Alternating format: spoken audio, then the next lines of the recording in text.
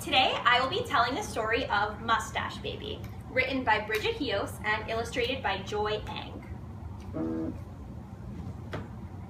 There are 3 learning objectives today, and the first one is that the students will practice listening and responding skills by practicing when it's appropriate. Can I start over?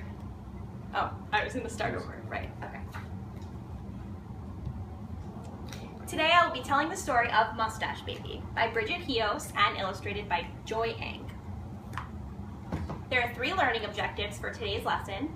The first one is listening and responding skills, and they will practice that by doing it when it's appropriate and knowing when it is and when it isn't.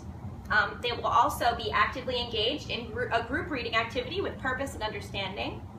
And the students will practice following directions and explore their personal identities with the inspiration of the story's main character. So the first thing that I would do is I would ask the students if they know the difference between good and bad and ask them to elaborate. And to set a purpose for listening, I would ask the students to pay special attention to what the main character does that's good and what the main character does that's bad. And then I would ask them if they know anybody who has a mustache. And after that discussion, I would explain that a mustache is just one thing that can make somebody unique. And then I would tell the story. Once upon a time, there was a brand new baby born, and his name was Billy. But right after the birth, his parents noticed something very odd. He was born with a mustache. And so they said to the nurse, "What does this mean? What are we supposed to do?" And she said, "Well, that depends. Is it a good mustache? Or is it a bad mustache?" And so they took Billy home, and as he got older, he decided to live the life that his mustache chose. He became a good boy with a mustache. And so he became a cowboy. He protected the animals on his farm and even helped those who needed healing. But as he got older, the idea of becoming a cowboy, it wasn't enough. He wanted to be really good. He wanted to be the best boy with the mustache in town.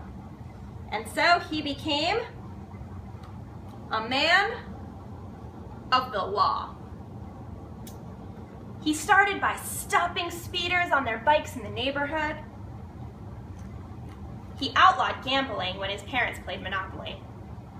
He even caught his sister red-handed in the cookie jar.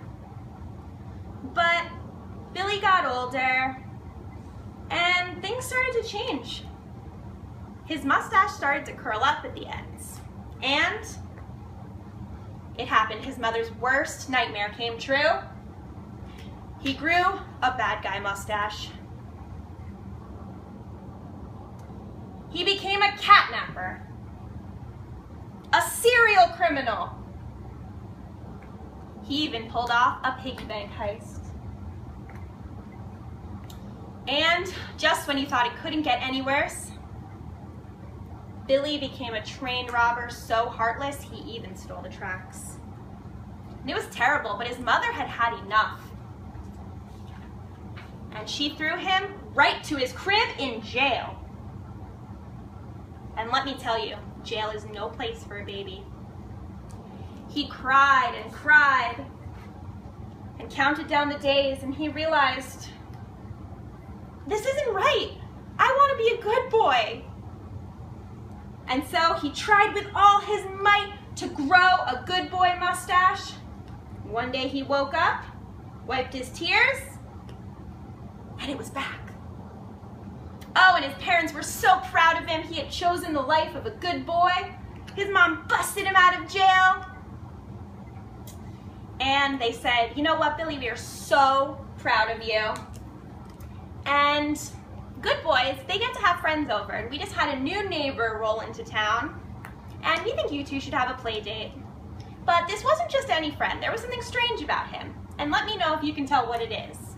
Because his friend came over, knocked on the door, and started to play. And he said, "You know what, Billy, it's okay.